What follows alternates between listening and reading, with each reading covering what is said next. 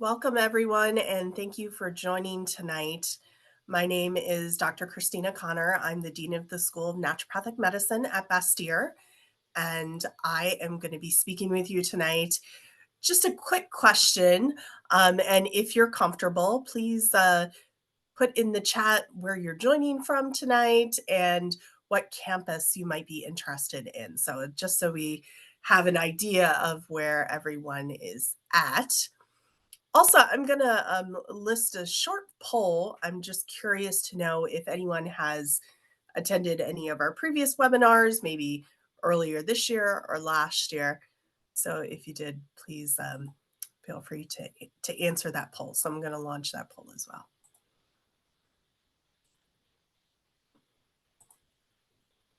Okay. So while that's getting started, I just want to give a little brief overview for tonight.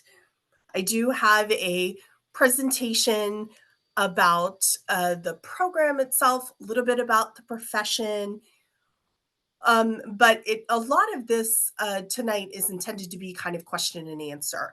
So things that you all might be interested in um, and questions that you might have about the program or the naturopathic profession. A little bit of background about me. As I mentioned, I'm Dean of the School of Naturopathic Medicine at Bastyr. I'm also a Bastyr grad. I graduated quite some time ago and have been teaching and practicing for a number of years before I came back um, in a couple of years ago to take on the role as Dean. Our Bastyr program, and I'll talk about this a little bit more um, in a short period of time. But our Bastyr program is the same on both campuses, although there are some differences. That's one of the common questions that comes up, and I'm happy to talk about that a little bit more as we go on. But that's part of the reason why it's fun to just kind of see where everyone's coming from. So it looks like a mixture of San Diego, California. People are calling from some different places, Minnesota, um, Michigan. Great. So, yeah. So, looking a little bit more at San Diego campus, kind of based on what people have said, but that's okay. We'll talk a little bit about both. Um, so I'm going to start screen sharing here, and just to let people know too, I will when we send out a recording, a link to the recording to everyone who registered, we'll also send a link to these notes. So you don't have to necessarily take notes. Feel free to if you would like, but we'll be sending out the presentation as well, making that available to you. So I'm going to screen share here. Great. Let me know if you're having any problems seeing that. You should be able to see it now.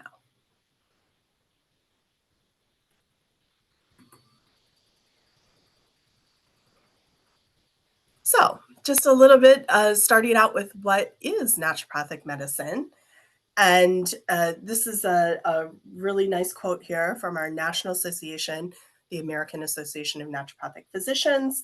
When we defined the profession, these are, some of the key tenets that were part of that definition.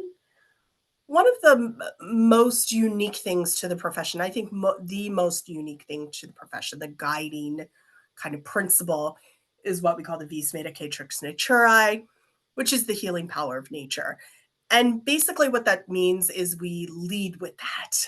It's the most important thing that we are always trying to do is restore health and create the conditions for health because our understanding, our philosophy, um, is foremost that the body can do a lot of healing on its own. We realize that there are some limitations to this sometimes. But first and foremost, that is our perspective that the body does have a natural ability to heal itself, that when obstacles occur, that it is part of our duty as naturopathic physicians to remove those and to also really not only restore health, but be preventative and to give people the tools so they can help themselves. So all of those things are really wrapped into the naturopathic philosophy. It's a really important part that I think is fundamental to the way that we operate within the healthcare arena. So, our naturopathic principles, you've probably already seen these. If you've done any amount of research on naturopathic medicine, you probably have seen these. And I'm going to go through these. The Vis Educatrix Naturae was the first one, the healing power of nature, which I already mentioned. And, this is the idea that it's our role to support the healing force, to remove the obstacles, and to augment the process um, of restoring health. Our therapeutic order is also something that's very unique to the profession and to the philosophy of naturopathic medicine. And the therapeutic order means that we address concerns depending on the level of complexity of the concern. We'll start at different levels within this therapeutic order. So, what it means is that we do have some intrinsic logic to the way that we choose things. You've probably noticed, and I'll get to this more in a second. Um, we do have many modalities within naturopathic medicine, but naturopathic medicine is not just a collection of modalities. It's really the philosophy that drives us and that allows us to have a framework for how we incorporate those modalities. So, for instance, if I see a patient and one of the things that I think might be good for them is botanical medicines and the use of herbals and nutraceuticals and foods as medicine, that can actually affect the body in several different ways according to the therapeutic order. So we can use a botanical medicine just to stimulate the vis, to stimulate the body's inherent ability to heal itself.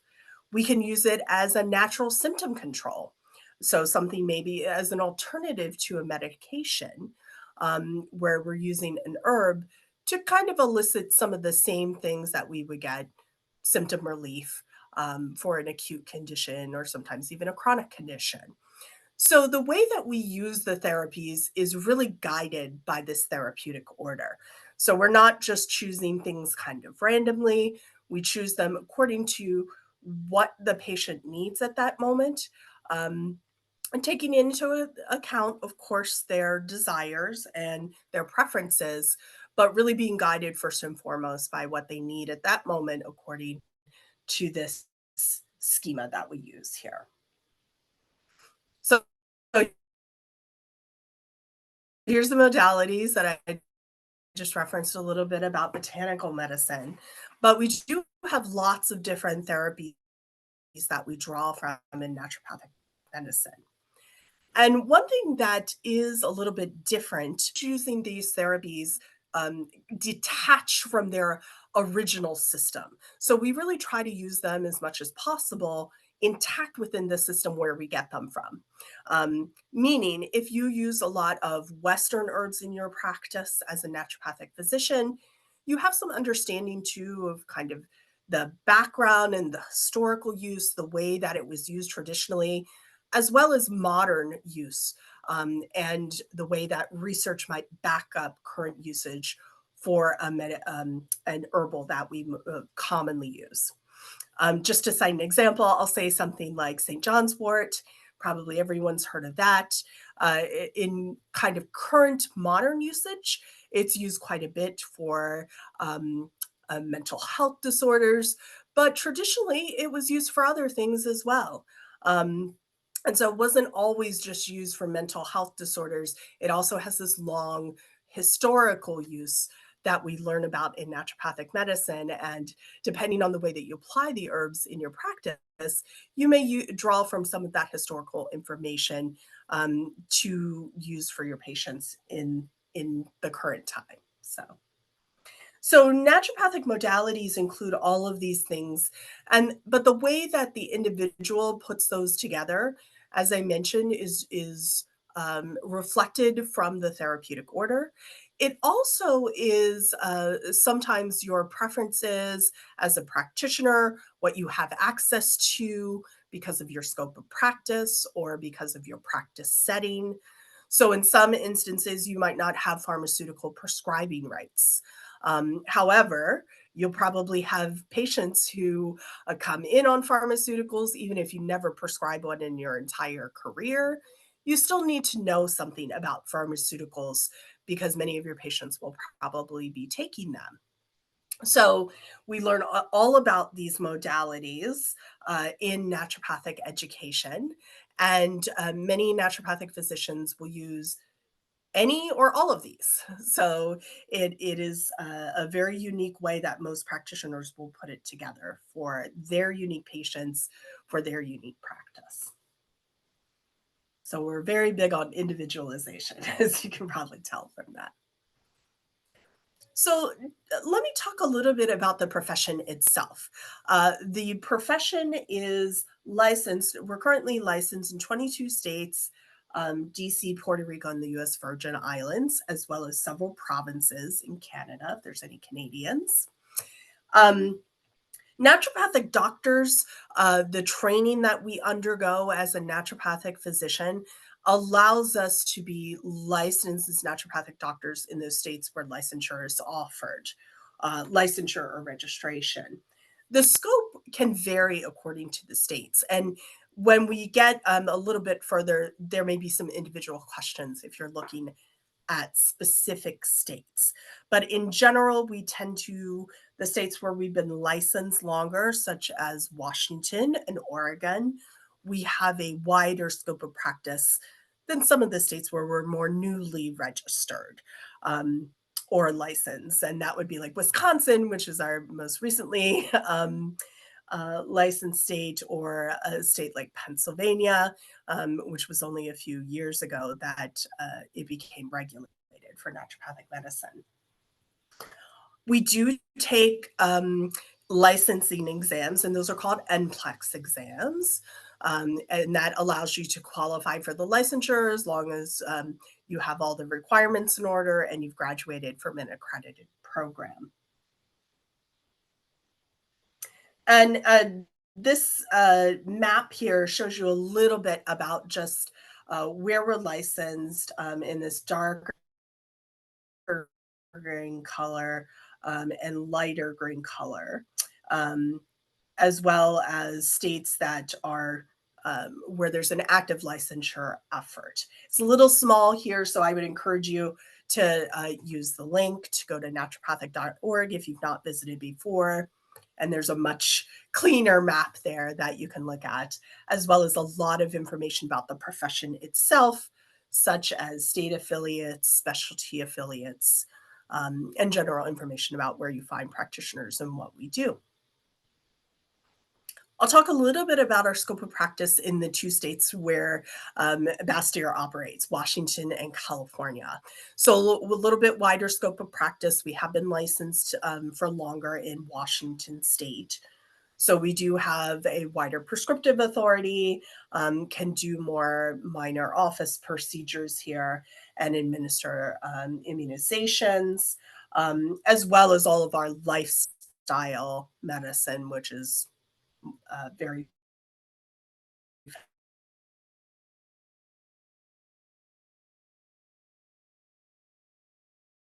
foundational to practice.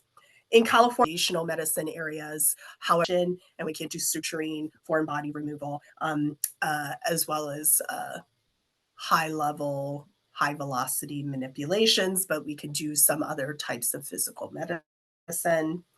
And prescription is limited to non controlled substances. So moving on to a little bit about our program at Bastyr. This is our mission and vision. You may have seen this already if you've visited our website or gotten any of our through that. But really, the overwhelming kind of the most important thing about the mission and vision and how the naturopathic program fits into it is that the ND program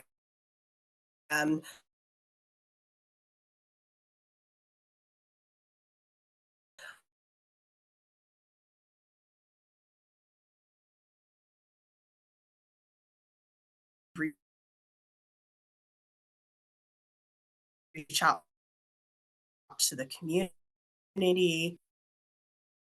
We send graduates all over the US, and that we're helping to change community.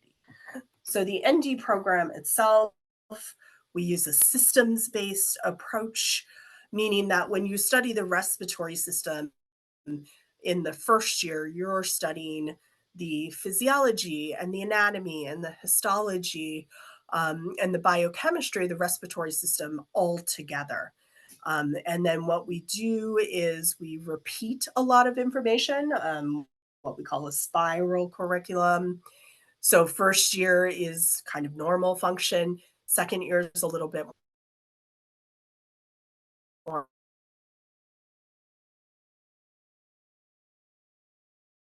focused on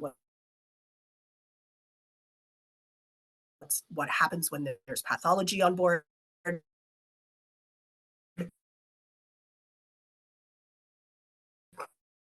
And then third year, you start to move into pathology when you recognize it and see it, practicum experience. So putting a supervised setting of technology, educational technology over the past few years. That's probably changed. If any of you have been in school during that time, it's probably changed quite a bit. And you've seen those changes. It has changed for us as well. We do still have a combination within the curriculum of face-to-face learning. Pretty much everything that is a laboratory class is face-to-face learning, as well as anything that is clinical practicum is face-to-face learning, although we do incorporate some telehealth into our medical settings. And some lectures are still in person, kind of a more traditional format. Some are in what we call like a hybrid or flipped classroom format, um, where you might be doing some things before class and after class, and then certain activities within class. So we do a mixture throughout the curriculum, but we are very committed to making sure that it fits to the class. So obviously, when you're learning something like palpation, you have to do that in person. You have to be there with your classmates and learn how to palpate the muscles and how to do blood pressures. Probably not something that's going to be as efficiently done in a remote format. So we really try to use that as what's practical and what's reasonable and fitting to the subject to guide the way that we deliver the curriculum. And we do have a strong foundation in clinical theory. We mentioned that here as well, and a deep history of naturopathic medicine, as well as many practicing NDs, particularly in the Seattle location. It's more growing currently in the San Diego location because we haven't been there as long. One thing of note too, you can transfer between campuses because the curriculum is identical. There are certainly some differences, kind of a different flavor to things. You'll have different instructors per campus, and maybe a slightly different kind of focus and patients that you might see within the clinic. But the curriculum itself is really identical, and that's why you can transfer between campuses easily. I'm just going to pause there and see if there's any questions so far.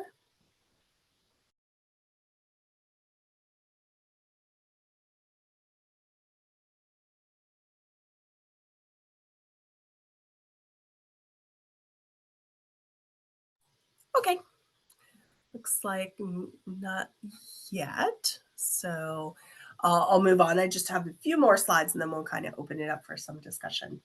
So what makes our program unique? Some of the other things that we emphasize is the clinical training that starts in the first year and is the focus of the fourth year. We do have community clinic sites where you can do some of your training, as well as some specialty shifts. So the primary focus is really generalist or primary care medicine. That's what you'll do in the bulk of your clinical training. But we do offer some options so you can seek out and kind of explore different interests that you might have, or maybe work with different populations if you're interested in that. And I can speak more about that if anyone's interested in some more details in that area. One of the other things that can be fairly easily accomplished is a second degree in certain areas: acupuncture and East Asian medicine, counseling and health psychology, and a new program that we're launching this summer, starting this summer, is a certificate in functional medicine, which is an option. All of those programs are ones that you take in kind of the latter part of the ND curriculum. So, for the most part, if you're considering a dual curriculum, you don't have to declare it right away. Um, you usually will do that well into your second year if you're doing a 4-year track, so that you're doing the dual program in kind of the second half of the program. So that makes it a little bit easier in that you're not taking both programs simultaneously throughout the entire time, keeps it a little more discreet. Um, and allows you some time too, because you may be interested but really not know a lot of details about any of those programs until you do get to Bastyr and are here for a little while. We also have a couple curriculum concentrations that we offer right now. Currently, there's one in pediatrics and one in community health. And we may develop more of those in the future. And what that is it's basically a guidance for how you use your elective credits. So, in those elective credits, you can make certain choices to take classes within these tracks and also get training at specific clinic sites, which will allow you to get the curriculum concentration. It's a nice way to do it if you don't want to commit to a lot of extra training, but you are interested in kind of exploring that. Maybe you want to get a residency or an associateship in the future for that. And it's a good use for those curriculum concentrations. I'll let you read through the program outcomes here. But the one I really want to highlight first is demonstrating competency in biomedical and clinical sciences to practice safely and effectively as a naturopathic physician. That's really the leading one. It's kind of the primary purpose of the program, of course. And everything else really builds on that. It feeds into that, and it is equally as important. But know that that is really the primary reason that we're here, is to help you become a safe, a competent, and a confident naturopathic physician. That's the role that we're doing within our program. We don't focus a lot on specialization. So I mentioned a couple smaller areas, and you can do dual degrees and things like that. But the curriculum, the core curriculum itself, is quite intense. And that is why we primarily focus on generalist or primary care, because it would be very difficult to meet the needs of all of the potential specialties out there. And those are primarily done during the postgraduate time. One of the things that is, I think it's a benefit for most people, is knowing that naturopathic medicine, like all forms of healthcare, really is the start of your education. The education that you receive in your first 4 years here um, helps you set the foundation for lifelong learning, but there is never a lack of new things to learn within the field. And that's one of the things like I said, I think it's a benefit for most people, because most people who are drawn to naturopathic medical school love to learn. They love to learn new things. They have multiple interests. Um, and so that's a benefit, that as part of your job in the future, you are expected to continue to learn, and really never stop learning about new advances in the field, new modalities.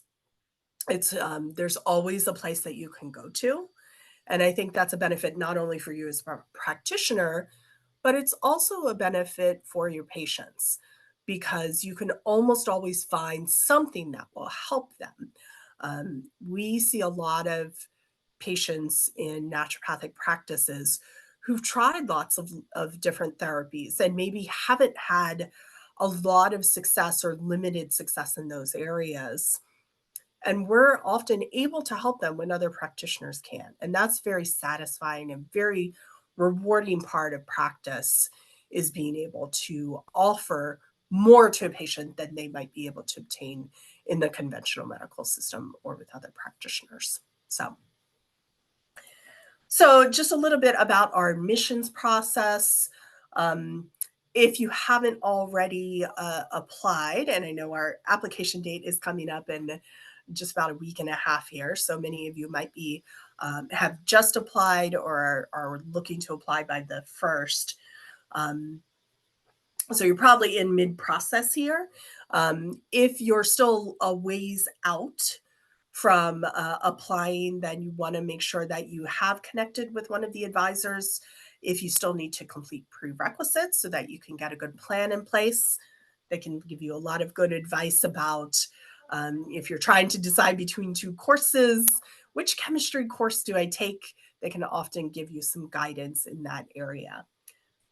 And our deadlines here, as I mentioned, February 1st is our big deadline coming up. And a little bit more on the prerequisites here and what we do with those. Just sending in a copy of your unofficial transcripts. And then if we have any follow-up questions, we will ask those. And these are our 3 admissions advisors. Probably most of you have had some contact with one or more of them. We also do, and I would suggest that you actually use the general admissions uh, email there because that will reach all of them potentially. Sometimes, if someone's out or something, if you're trying to email someone specifically, it's good to use that general admissions email because then you're sure to reach somebody relatively quickly. So, and then I did put my email there as well, which I'll also drop into the chat if you had more curriculum specific questions. So basically, what happens is, the admissions advisors advise you on the admissions process, sometimes prerequisites. If they have questions that they can't answer, they will sometimes send the applicant to me, and I'm happy to answer that. I can meet with you individually, or we can exchange emails if you have some questions. That are a little bit more curriculum specific or profession specific. We also have the other thing I just wanted to point out to folks is if you want to talk to students, current students, which is often a lot of applicants want to do, we do have on our website an easy way to connect with current students. So I'll put that up in a second. So you can take a look at that, but that's a really nice way to maybe get your questions asked more from the student perspective, because they're going to have probably different information from you and more current information in some areas. So I'll put that up right now.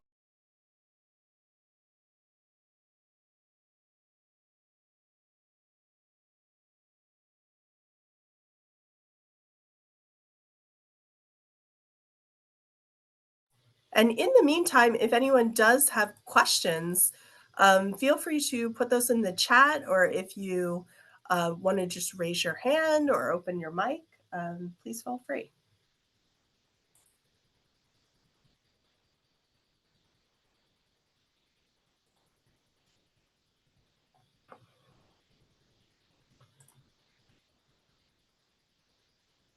And I'll just share this page here. It's right on our website, and I'll drop this in the chat.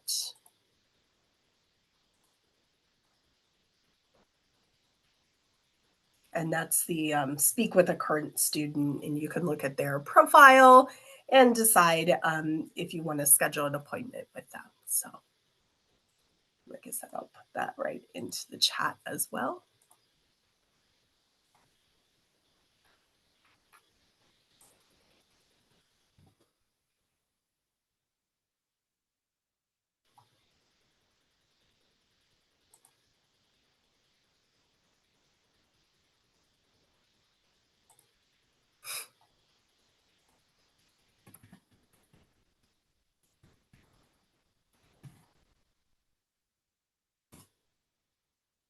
And that's my contact email there if anyone has any questions that you may want to ask, not in this forum.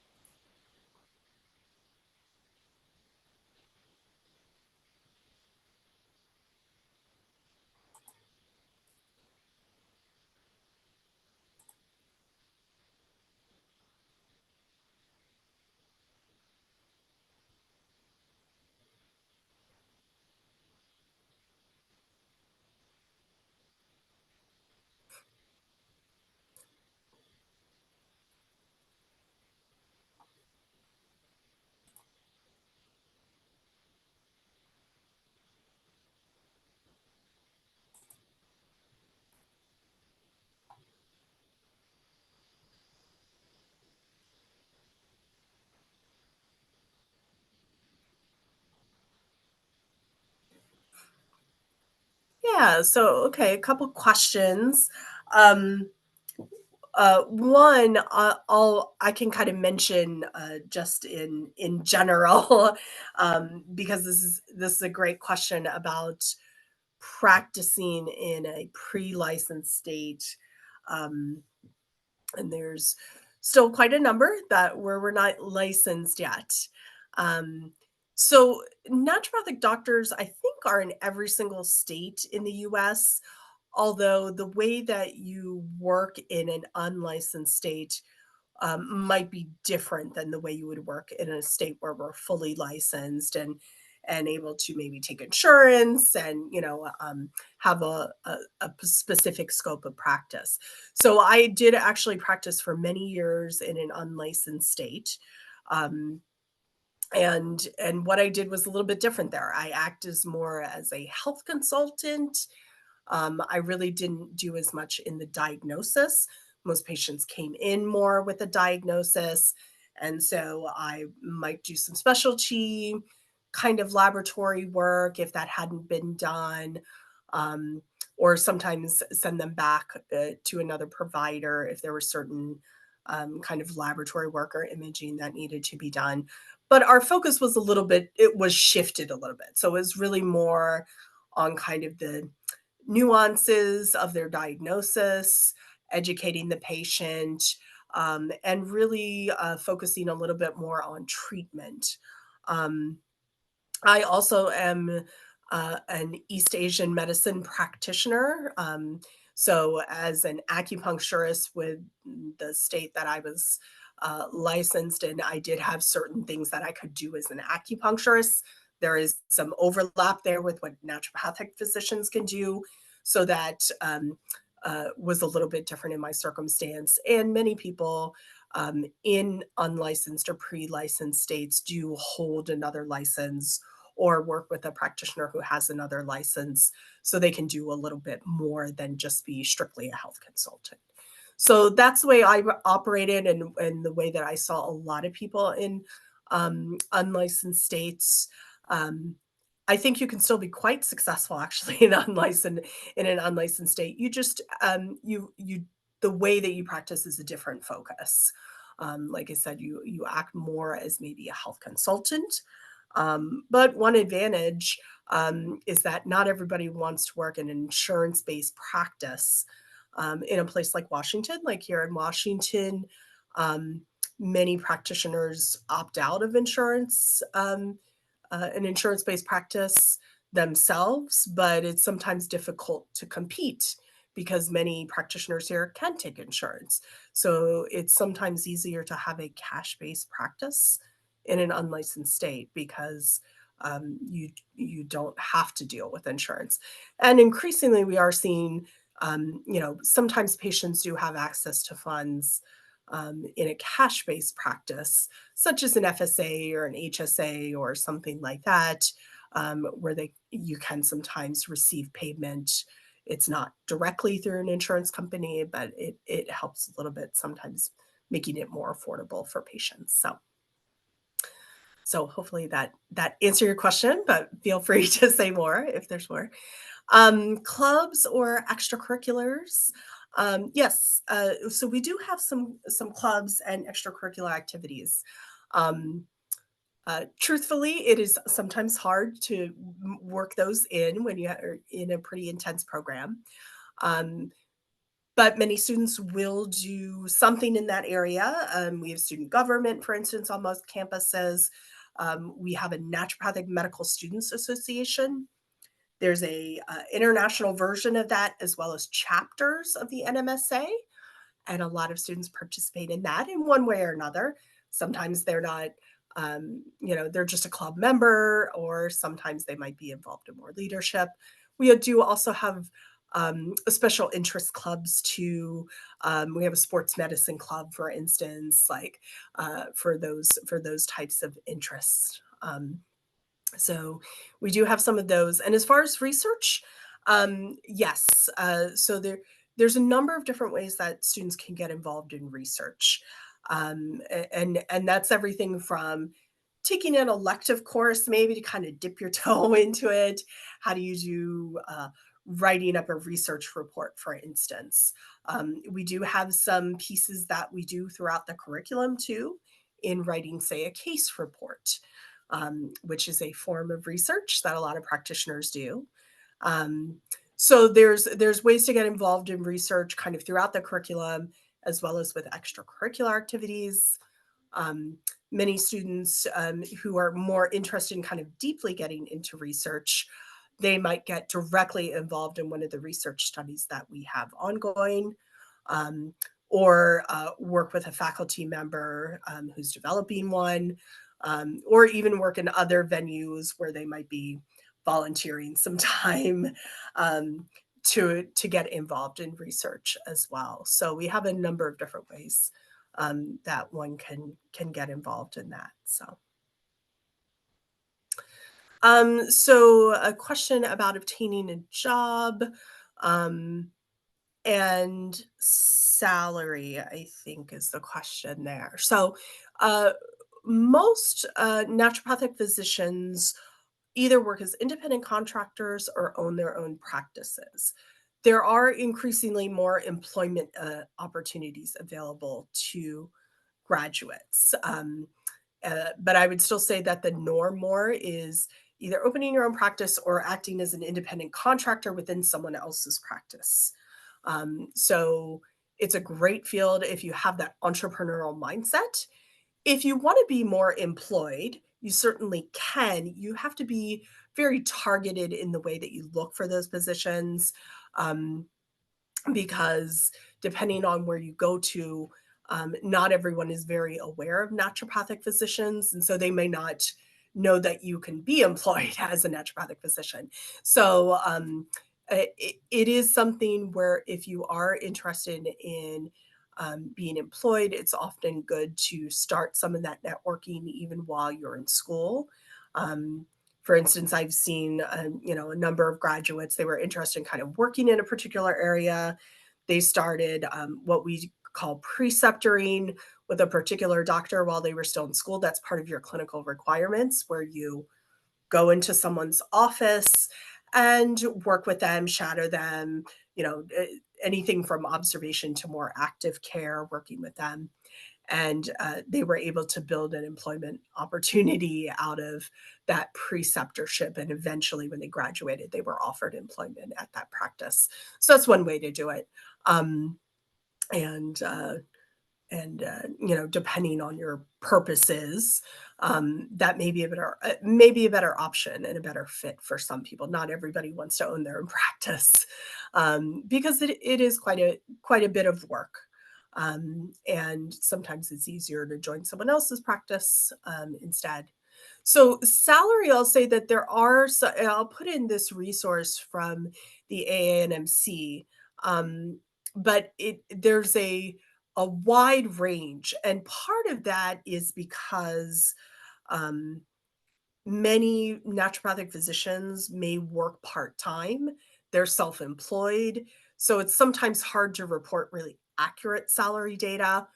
because many people are not employed. So I'll just just realize that when you're looking at the figures, just so you may understand a little bit more behind that. Um, but I'll put in those that link to the data. That's through the ANMC, which many of you may have already found. That's our association of all the accredited ND programs, and they tend to have they have the best data on that because they've done some consistent surveys in that area. So, a question about starting times. So, yes, right now we do only have a fall start, except you can start in the summer and take a couple of the courses in the summer. Those are offered remotely, so you don't have to move yet. But then you will have to move by the time you start in person in the fall. Um, the summer start, which we strongly encourage to people because it takes about half of the courses that you would be taking in the fall, puts them in the summer. It's sometimes an easier kind of on ramp for folks, especially if you are not used to a real heavy credit load, or you haven't been in school for a while, or for any reason you just want to start a little bit slower. It's a good way to do it. However, you basically join the fall cohort. So you don't finish any earlier, you just have a little bit more time to start that first quarter. So, and then cohort sizes. Last year, I believe we were around 50 for each campus. Um, so we were in that range. We will probably be somewhere in that range, 50 to 60 students per cohort per campus. And so first year, that first year. So, is it possible to be licensed in multiple states at the same time? Yes. Um, Generally, so once you take the NPLEX exams, which I mentioned, that's our licensing kind of the first step in licensing generally.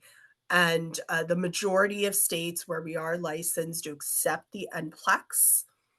Um, and then you just do the additional things that you need to do for that state. Um, so yes, you can hold multiple licenses, and a number of people do. A lot of folks, for instance, maybe they practice right on the border. Um, Southern Washington, for instance, we have a lot of practitioners who practice in Portland and maybe like Southern Washington. So a lot of folks practice on a border somewhere. Um, or maybe you travel between practices. I do know some practitioners who maybe have a practice in a couple different states.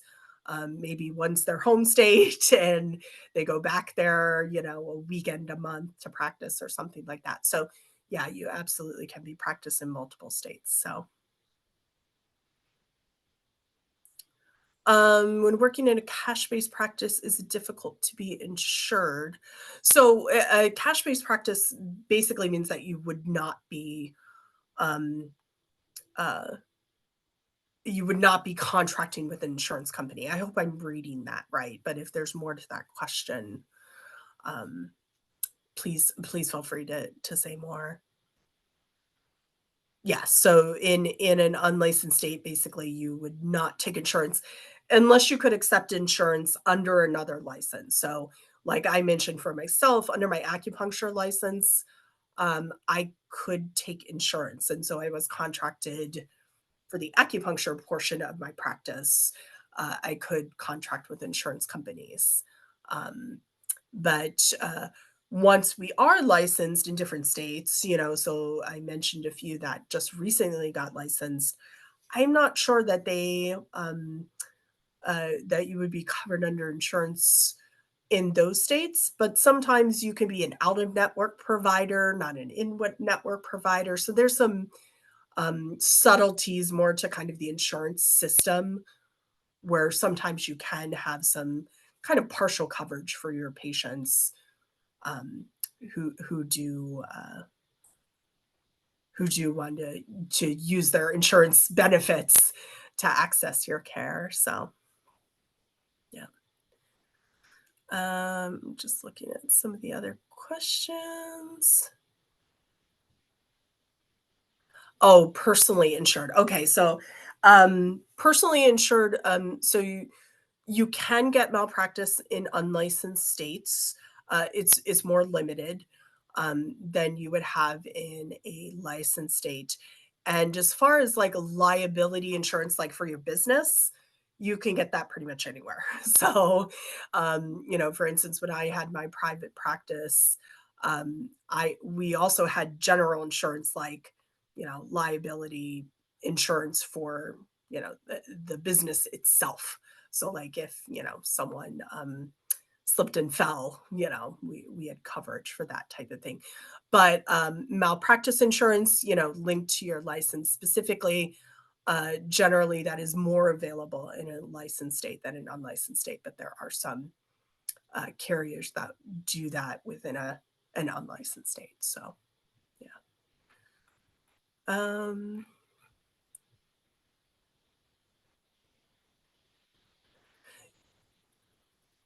yeah, so, let's see. Yeah, a question about just holding licenses even if you're in an unlicensed state.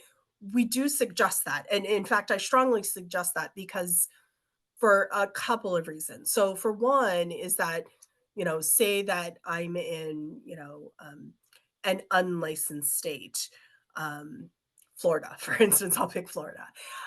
So Florida is currently not a licensed state, but say that, I was practicing in Florida, I might still hold a license somewhere that is, licensed. I may, keep a license in California, for instance, if I went to school there, um, because you're showing that you meet the standard for the profession.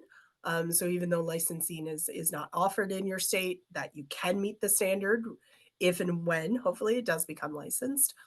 And if the state that you are in does become licensed years later, it is sometimes easier for you to obtain your license if you're still holding a license somewhere else. Um, so there's a couple of different reasons why I would suggest, that if you do have practice in an unlicensed state, that you're still licensed somewhere. Um,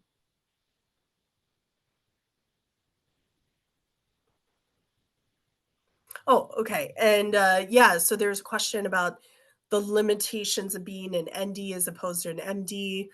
Um, I mean, I think the way that I look at it is that's not necessarily a limitation. It's more what fits the way that you wanna practice. So, for instance, one of the things that we kinda do as a naturopathic physician is specialize in most areas. We can't do major surgery. So if you really had a desire to do major surgery, um, I probably would not consider becoming an ND at this time because you're just not you don't you're not going to be able to do that given the training as it exists right now. Maybe someday in the future, it's just not right now. Um so I think when you're looking and for some of you you may be looking at kind of multiple different professions of ways to get into healthcare. What I would encourage you to think about is what is the way that I want to practice? Do I really want to work in a hospital? Most NDs don't work in hospitals. So it may not be the right fit for you. Um, if you want to work more in a private practice and an integrative medicine model, um, if you want to work as a health consultant, have a telehealth practice, don't do kind of typical doctor things, but work more in those ways. I think the ND degree and the ND training really fits quite well for that. Um, so I think some of it is, you wanna make sure that what you'll be able to do as a graduate of an ND program is really what you're expecting, and what you wanna do for your career. So that's the way I would think about it. I mean, there are some, y limitations in that, if you really wanted to practice in Florida, for instance, right now, you can't really do that fully to the full scope of your training as a naturopathic doctor. So if Florida is the only place where you can practice, um, you know, um, right now the ND degree might not be your best choice. So again, kind of just thinking in those terms.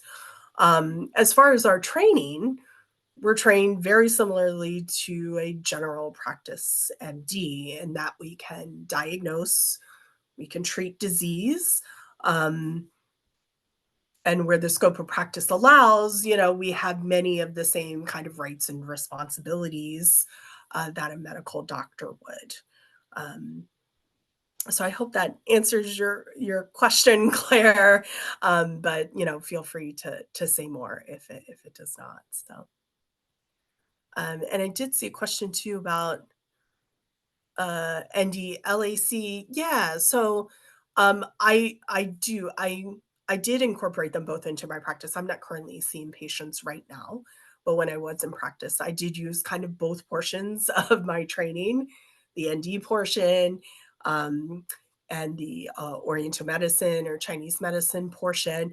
I think they can work very well together, just like many of our other things that we talk about as dual degrees. Counseling, beautifully, combines with naturopathic medicine, nutrition, chiropractic, a lot of the other kind of alternative or allied health fields um, can really work well with the naturopathic degree. The way that I see it, it just kind of extends what you do and what you can offer to patients. So it's not like you ever just say, well, today I'm just this and today I'm just that. You're always kind of constantly combining them. So the way that you can treat patients, the things that you offer patients, and kind of your approach is probably just going to be a little more unique to you depending on your trainings and experiences. So, yeah.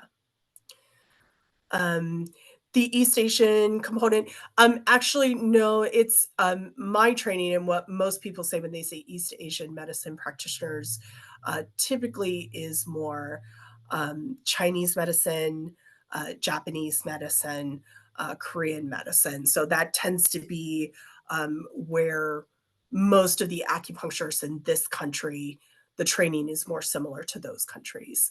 Ayurveda is growing still as a profession. And there are some naturopathic doctors who do have dual training in Ayurveda, which is kind of traditional Indian medicine, um, and naturopathic medicine. And those two can work really well together as well. So,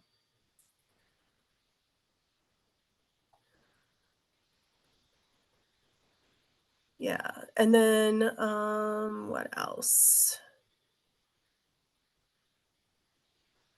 Sorry, I'm just going back, but the chat keeps going back to different areas. Oh, functional medicine. Yeah, great question.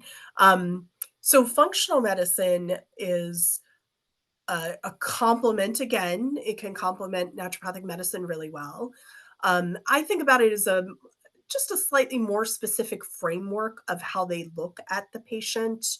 Um, there are a lot of similarities between functional medicine and naturopathic medicine.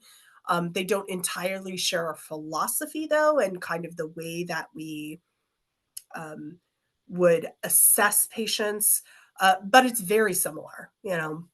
So those of you who may have some experience with functional medicine, it is very similar to seeing a naturopathic doctor. It kind of depends on what the functional medicine, because there's not just a functional medicine practitioner, they're always trained in something else too. Um, so sometimes the way that they practice is heavily influenced by what their original degree is, whether they're a medical doctor or a nurse practitioner or something like that. Um, so there's always some mixing there. But the way that I think about it is really, the functional medicine provides a just a more specific kind of framework for you to approach patients. And it can be very effective, particularly for very chronic, complex conditions. Naturopathic medicine is great at treating those as well. But we also do treat a lot of acute conditions and sometimes more specialized areas too. So,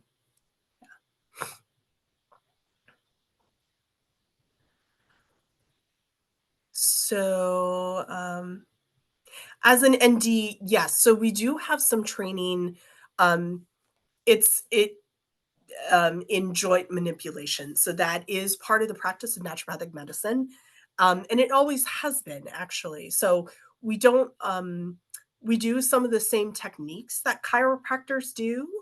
But again, the philosophy, the way that we approach it may be a little bit different than a chiropractor. Chiropractors have their own kind of philosophy and their own, the way that they approach patients, and it tends to be very physical medicine heavy. Um, Naturopathic doctors, you do see a kind of a wider range in the way that they use physical medicine in their practice. Some practitioners use it a lot. They look very similar to a chiropractor in the way that they practice. Others, they might not use it as much, and they kind of rely more on other tools. So, yeah. So, application requirements, campus locations. Okay, so yeah, let's talk about the transfer option. Actually, you as long as you're in good transfer, as long as you're in good academic standing, you can transfer actually at any time. But I think what makes the most sense is what's the reason why you might transfer. So for instance, we had a student, I think she graduated maybe last year, the year before.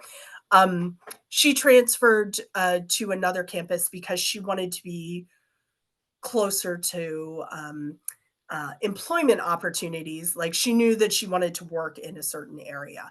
So she transferred to the California campus, because she had done most of her training in Kenmore, and she was interested when she graduated in kind of networking in that area and being employed in that area. So I think that seems kind of reasonable, like, so why, would you transfer between one campus or another?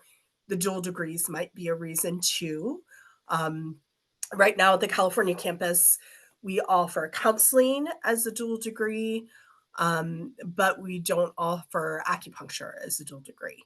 So that's one thing that might influence your decision there. Um, some students just have more of a desire to, be in a certain area for a different part of their training. They would like to kind of experience and be with different faculty. We do share faculty a lot between the two campuses, but obviously, there's different faculty at each campus, and maybe they're really interested in kind of working with faculty who might have specific expertise in a certain area. So, so yeah, you can actually transfer at any point, and you can transfer back to, if you go to the other campus and you decide I'm not interested in staying there the whole time, you can actually come back. So that is an option as well. So I hope, Ty, that answered all of your question in that area. So, great.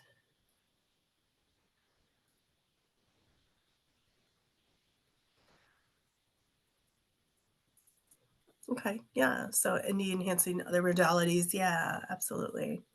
Um, to make a good living, you expand your training.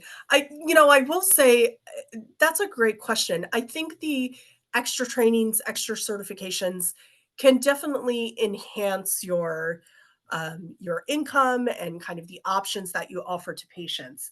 Um, but there are always exceptions to that. So for instance, I do know some folks who were really dedicated and like focused in on a particular condition, and they've done very well. They've been very successful in that because they filled a niche that maybe other people weren't filling.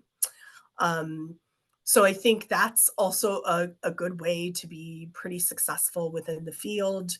Um, as well as kind of having expansive training. Like I said, there's always something new to learn in naturopathic medicine. So sometimes you may start out in one kind of place within the field. Maybe you're just a generalist, and then as time goes on, maybe you find that you have a particular interest in certain things, or seeing a particular population of patients. Um, I can say in some of the places that I have practiced, there's been, a certain patient population maybe that I wasn't expecting that came in. And then all of a sudden you're kind of forced to become maybe an expert in a certain condition or um, serving a particular population, and that can certainly happen as well. So sometimes your focus can change throughout your time in practice. But I would say, you can certainly make still a very good living as a generalist within the field, um, especially if you choose your location well. Um, but yes, absolutely. The more you can kind of offer to patients, sometimes the more successful financially you can be. I also think that if you have a very successful practice where you are the sole proprietor or the owner, you do sometimes make a higher profit margin than if you're an employee for someone else, which I would assume that makes sense to everyone. But, the downside is owning your own practice, you're responsible for more things too. So again, it's kind of thinking about like, what do you want your life to look like post graduation? If you just want to go to a job and kind of show up and maybe occasionally do some patient recruitment outside of normal business times, maybe an employee situation is a better fit for you. But if you're the person who loves to go out and network and you don't mind answering phones sometimes, and when people don't come in, you cover for them, and um, coming up with business ideas and kind of learning more in that area, then owning your own practice might be a good fit for you, and work well with your own skills. So yeah. So, prerequisites, yeah, I can go over those real briefly. Um, I Our prerequisites are very similar to what you would find for any other medical program, in that we require biology, um, chemistry, organic chemistry, and or biochemistry, physics, um, and then your basics like math and humanities.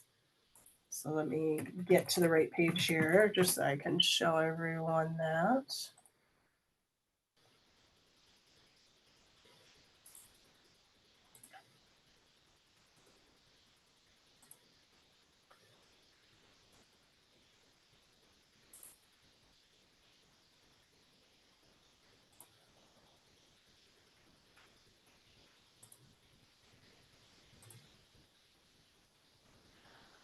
One of the things that I will say overall with the prerequisites, we do want you to take the major version of it, meaning not just a survey course, but the course that would be intended generally for science majors. Um, so, when you're taking your first biology course, for instance, you want to take the one that's geared for biology or a chemistry major, um, and not one that would be geared towards like a humanities major. So yeah, here we go. So I'll just share this really quick, but yeah, this is our our prereq list here. Like I said, it's very similar to most other medical programs in that it's biology, chemistry, organic chemistry, or you can take biochemistry in place of the second organic chemistry. And that's actually highly recommended by the basic science faculty, physics, and then your college math and general psychology. And just a couple other things on the prereqs. Like I said, the kind of version that's for science majors is what's preferred, a pre-med track, whatever the pre-med track is. Um, we also recommend, we do require that they're somewhat recent. So, especially for courses like biochemistry, we would want you to, or biology, we want you to have taken that within the past 7 years. So if your prereqs are a little bit older, sometimes we will ask you to take a refresher course. So I think that's pretty much it for the prereqs. But if there are any additional questions, feel free to let me know. Um, Great. So a couple other questions. CEU requirements. Those do vary depending on where you're licensed. So our continuing education is determined by the licensing board where you hold your license or license licenses. Um, you would adhere to whatever their requirements are. Generally they're in the neighborhood of anywhere between 20 to probably the most I've seen is maybe 60 hours per year. So it's achievable. Um, and sometimes you do have to take continuing education in certain topics. For instance, in Washington State, for our license here, we do have a certain number of hours in pharmacology that we have to take. Um, so the good thing about that is when the requirements are very specific, it's usually pretty easy to meet those. And the just like in most fields, a lot of our continuing education has gone online, is offered remotely or hybrid or asynchronous. So it's a lot easier actually to get continuing education than it was a few years ago when you pretty much could only be in person for conferences. It's expanded quite a bit.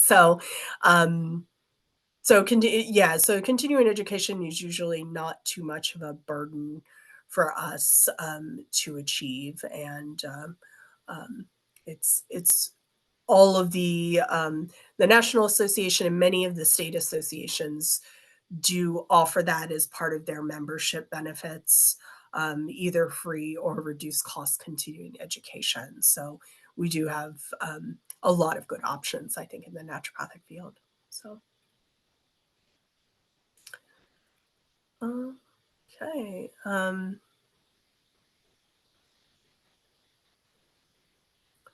So, question: the practice of medicine expected to grow? Oh, absolutely. Yeah, I've definitely seen a huge growth. In the 25 years or so that I've been in the field, um, there's been a large growing awareness of what naturopathic doctors do. We're licensed in more states. We've expanded scope of practice in many states. Um, there really haven't been reductions in most areas. So we haven't lost a state that was licensed before, for instance. So we're really moving forward. It can be a little frustrating sometimes that it's not moving forward quicker, to be honest. But I definitely think there's a lot of increasing opportunities um, in a wider variety of places too. So, as I think I mentioned earlier, it used to be that really your only options were to go and practice for yourself or join someone else's practice, like another ND.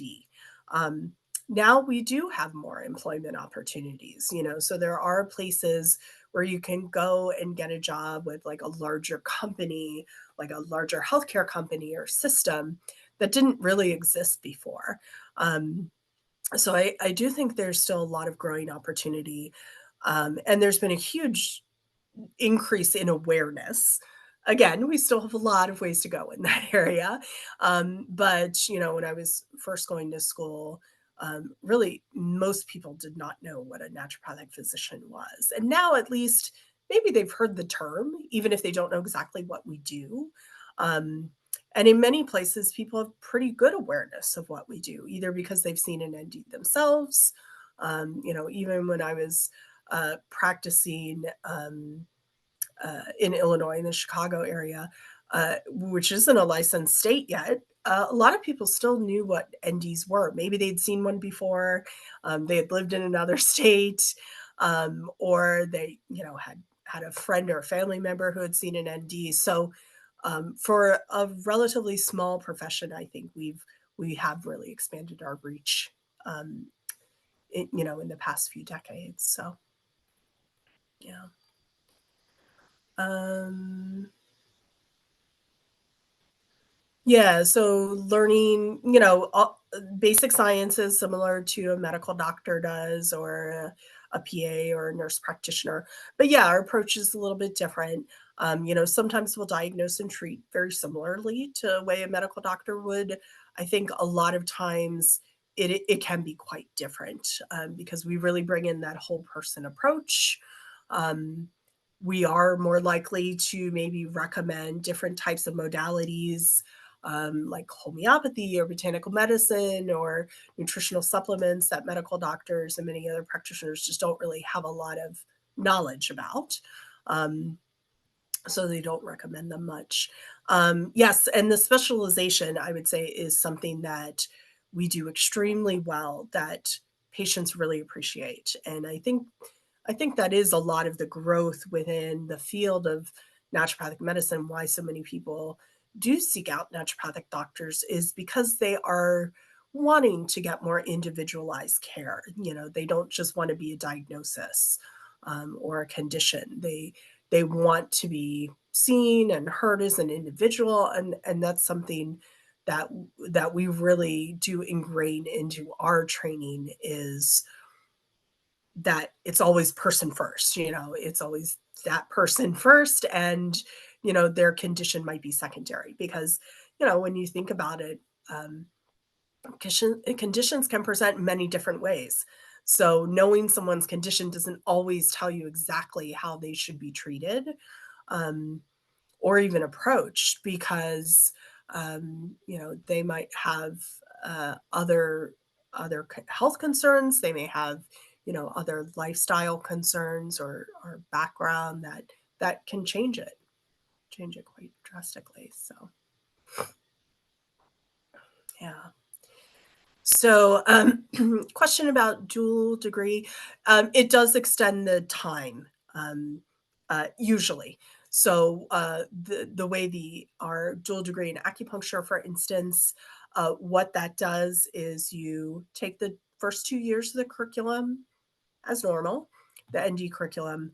Then the last 2 years of the ND curriculum, you split into three and take the acupuncture program alongside it. So you would finish both degrees in 5 years. In excuse me, in that example, and so it's a little bit different for each dual degree, but generally it extends it by a year. Um, so Yeah, and previous degree, not related to healthcare. No, not necessarily. We accept students who may not necessarily have a background in healthcare or medicine, um, or are science majors, for instance. It's a fairly wide variety because we do try to take into account the person's whole background, their interest, and their knowledge in the field. So I would say that if you don't have a really strong background in healthcare, um, try to be as knowledgeable as you can at this certain point in time and know why you want to get into the field. And I think that helps you as much as it helps us to understand what kind of student and what kind of graduate you would be. Um, so we don't strictly just take pre-med students. And for those of you on tonight or anyone listening later, we do take and we often see students who this might be their second or even third career, and they're sometimes wonderful, incredible practitioners.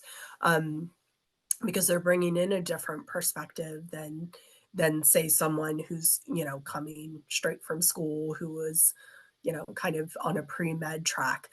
Everyone brings a slightly different perspective, and actually that's a real benefit within the naturopathic profession because I think we thrive on differences of opinion and a variety of approaches. It's one of the things that I really value about the profession is we're not all the same.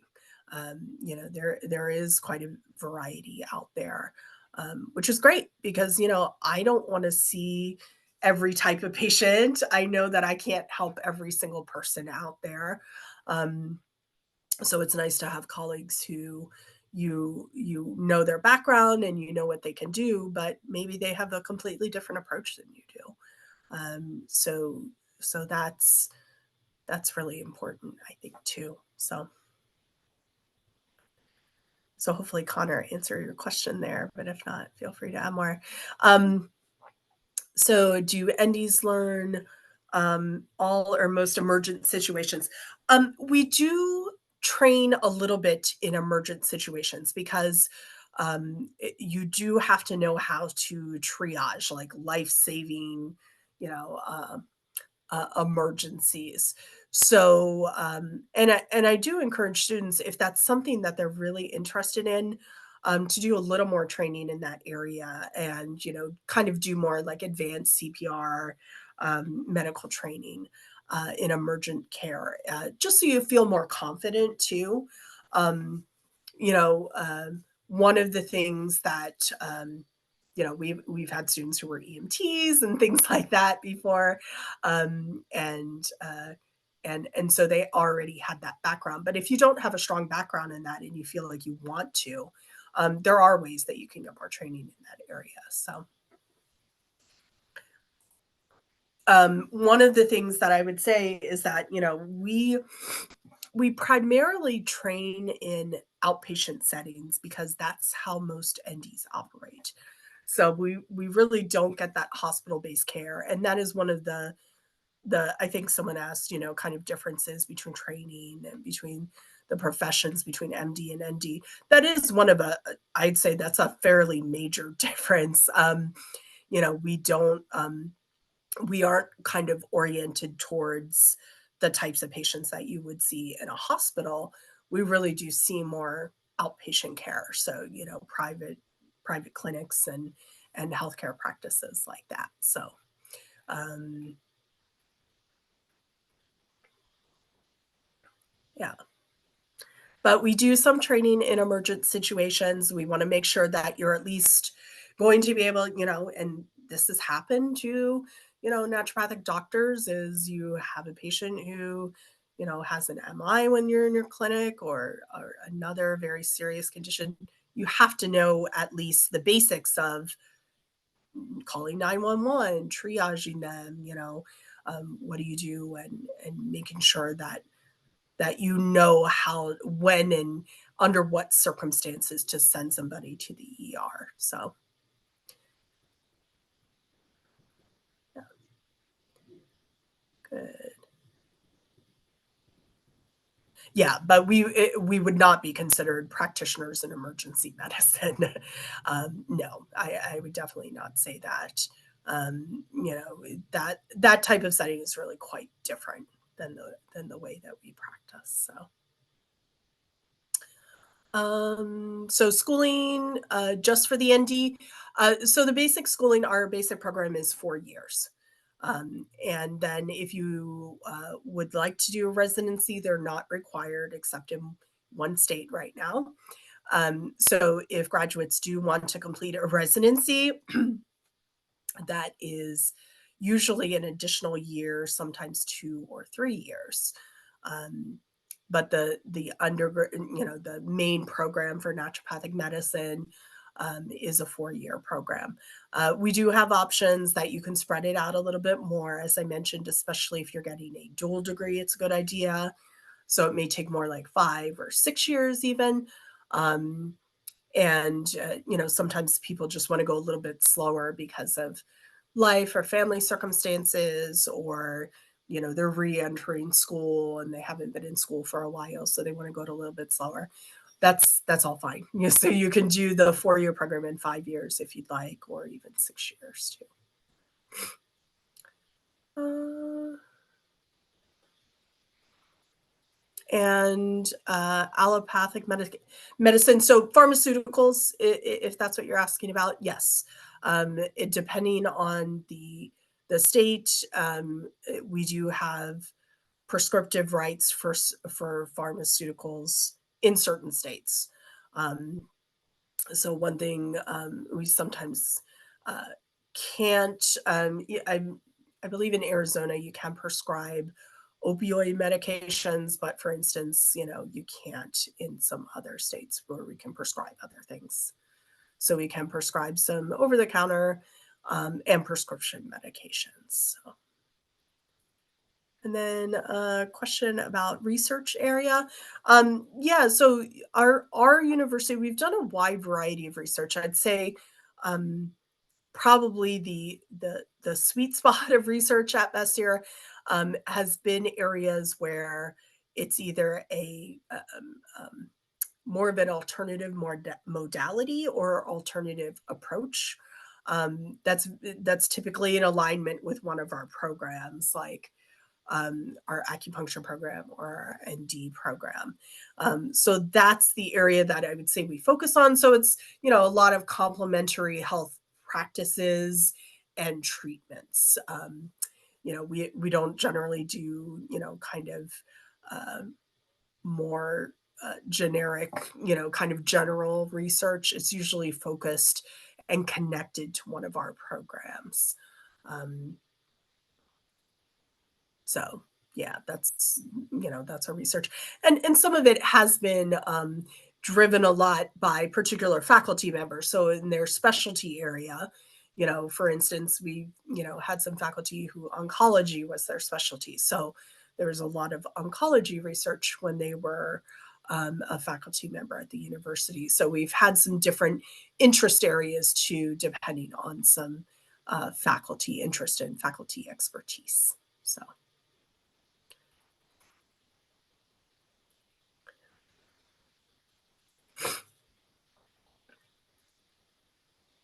Yeah, so when you, practice in a state, for instance, yeah, so, for California, for instance, California, I believe, has its own licensing exam as well. So you take the NPLEX, which is your basic and clinical sciences, and then you would take whatever the state exam is, which is generally around the law in California. So you or wherever you're taking that, so that the way you should practice and what your limitations are in that area. Um, Sorry, I don't know my video went on. And then and it's usually centered around like the law. And if you do have prescriptive rights, like specifics around your prescriptive rights or your rights to do minor surgery, for instance. So there might be some particular um, information within the board exam for that state that is as well. So, but yeah, generally the NPLEX is very similar to other professions in their general like um, licensing exam. So it's kind of like the first step. The first part of NPLEX is basic sciences. So you take that after 2 years, your first 2 years when you've completed that part of the curriculum. And then the clinical sciences you can take at the very end of your fourth year or um, right after you graduate. So the so we have a two-part exam there. So yeah. So question about the interview process. Yeah, good question. So the interview, it's a one-on-one interview with a faculty member. And in that, we have a series of questions. We ask the same questions so that it's consistent for each applicant. Um, and so we'll ask questions centered around our criteria for admission. So, for instance, we do have one question where we ask you to read a short article, and then we ask you questions about it. So it's like a case-based scenario. When then we'll ask a question, for instance, about you know um, your knowledge of the field, of the naturopathic medical field, and what draws you to the field. So we have a series. I think this year's 5 questions in the interview. Um, it's usually about an hour long. It's also a chance for you to ask individual questions too. So we try not to make it too intense and high stakes. And right now we are still conducting all interviews virtually. So you're certainly encouraged to visit one or both of our campuses. Um, Sit in on a class if you'd like and things like that. But the interview, just to make it again kind of consistent for everybody, we do all of that virtually. So that's uh, that's our basic kind of interview process. So the two admissions deadlines, yeah. So our early admission deadline, which has passed. So that was in November. That's the first one, and basically, that just gives everybody more advanced notification. But February 1 is what we consider the priority deadline, meaning we might come close to filling up the class after the February 1 applicants are all in. After that, it's as space allows. And typically, I've been here for this will be my third admission cycle. We have not filled the class, really prior um, uh, to the start of the summer. So if you're still planning to apply and maybe you think I might not get it in my application in until the beginning of March, you probably will still have a seat if you apply and you're accepted.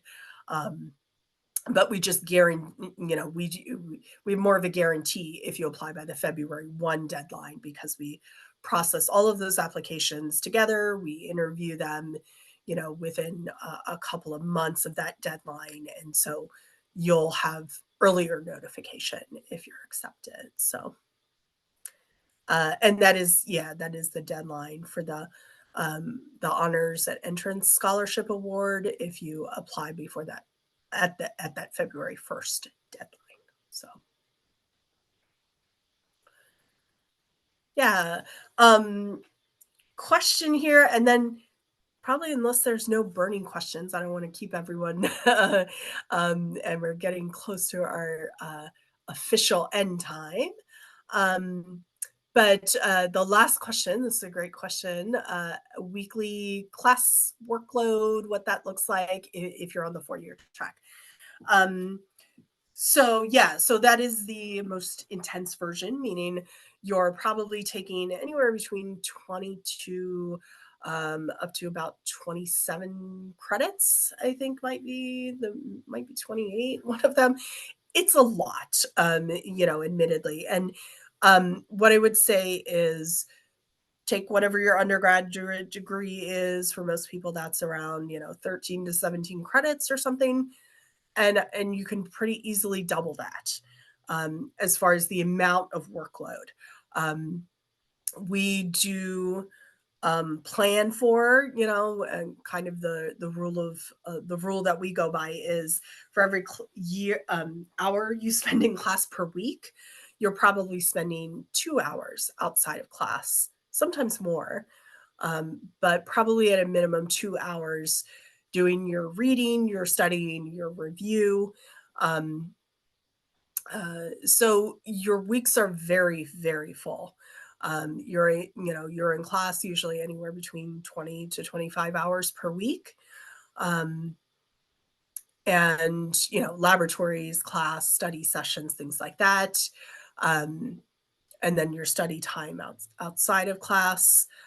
So it's a full-time job plus, and it is a medical program, so it is very rigorous.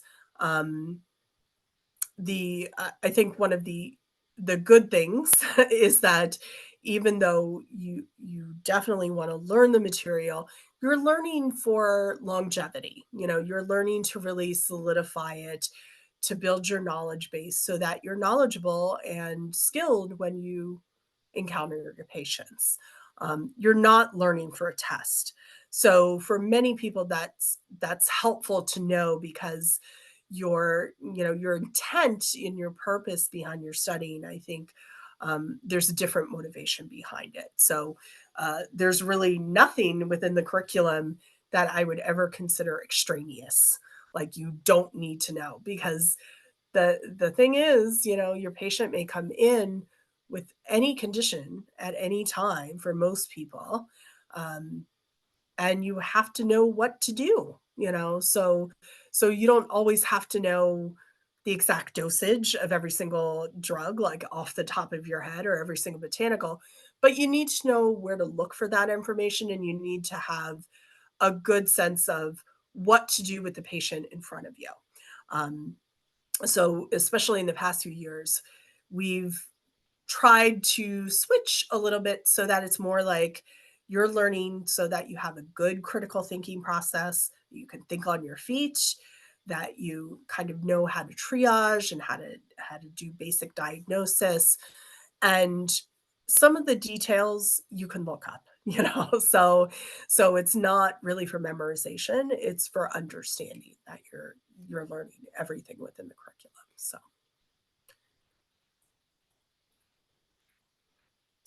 yeah, so the workload, as I said, it can be quite a lot, um, and you do have to stay fairly focused.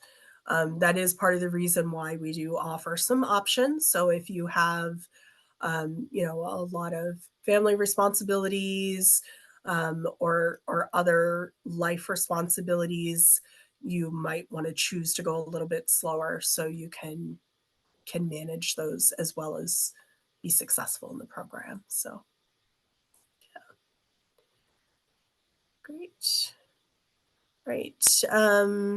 Yeah, and I can just um, the honors at entrance scholarship award. I'll have to check on that, but I can definitely check on that. And I don't recall what the figure is. I don't want to tell you the wrong thing. So, um, and then for tutoring, yes, so we do offer tutoring.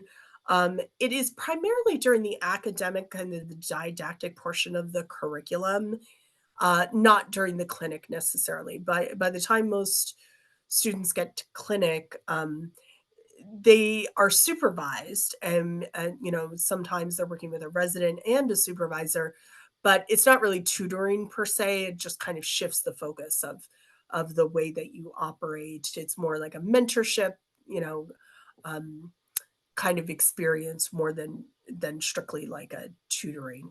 So, but tutoring is very common in the first, especially in the first year, which is very basic science heavy, and is often very helpful to have a more experienced student kind of guide you along to knowing how to study for a course. What are the focus areas, and and just giving you some ideas about how to manage your time. So we do recommend all of those things within the first year, that you have good time management skills, that you seek out tutoring early, work with study groups. All of those things are really very helpful in the first year or two.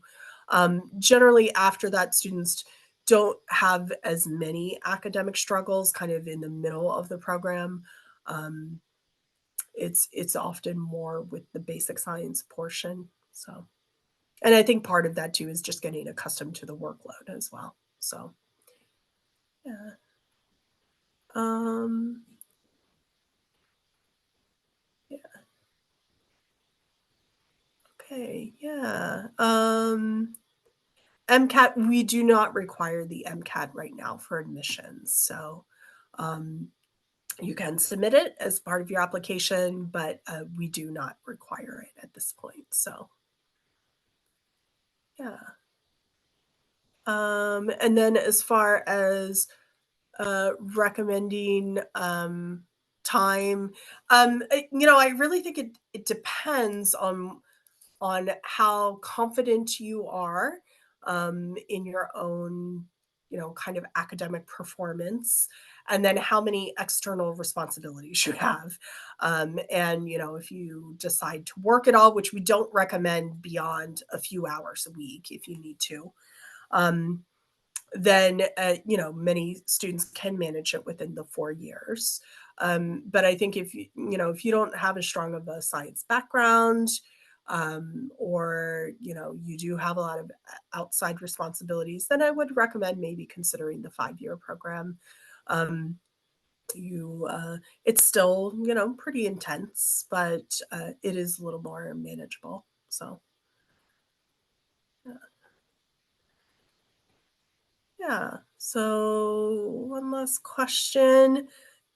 Yeah, if you're undecided, if you are undecided of which campus you want to go to, I would apply for your, what you think is most likely at this point. You can change.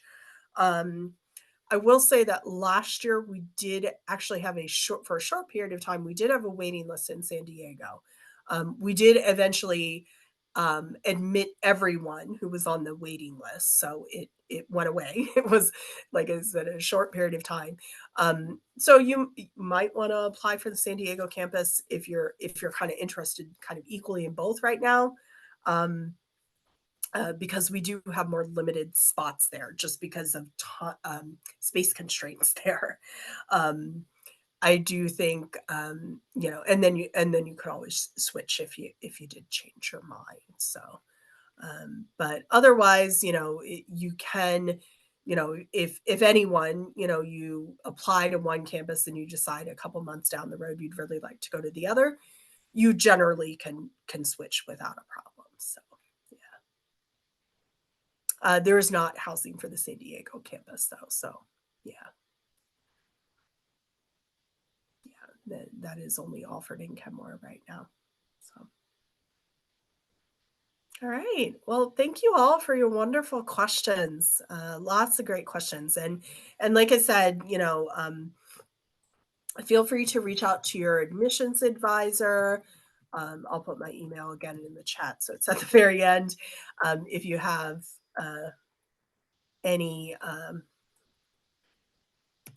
specific kind of curriculum questions, or something I said tonight, sparks your thinking in the next couple of days, feel free to reach out. We will be sending out a link to the recording and a link to the notes. So you can reference that later. But thank you all for attending tonight. And thank you all for your great questions, and good luck. And I hope to see you all again soon.